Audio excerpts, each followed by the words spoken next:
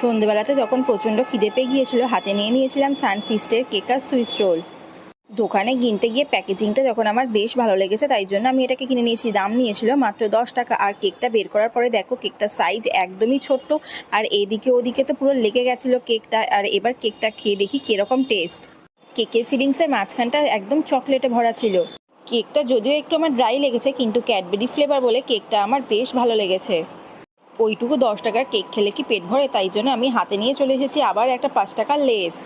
লেসের এই ফ্লেভারটা ছিল চিলি লেমনের। যদিও এই স্বাদটা আমার বেশ টক লেগেছে, তবে খারাপ লাগেনি। আর যদিও এটা আমি আজকে ফার্স্ট টাইম ট্রাই করলাম। তোমরা যারা টক খেতে ভালোবাসো তাদের কিন্তু এই ফ্লেভারটা ভীষণ ভালো লাগবে। তারপরে ওইটুকু খেয়ে পেট ভরেনি, তারপরে হাতে নিয়ে নিয়েছি চুপি ললিপপ। এই ললিপপটা অন্যান্য ললিপপের থেকে একটু আলাদা, কারণ এটার দাম নিয়েছিল মাত্র 5 টাকা, আর ভেতরে ছিল বাবুল গাম। আর এই চকলেট ছিল স্ট্রবেরি ফ্লেভার। আর তোমাদের এই ব্লগটা ভালো লাগলে চ্যানেলটাকে লাইক, শেয়ার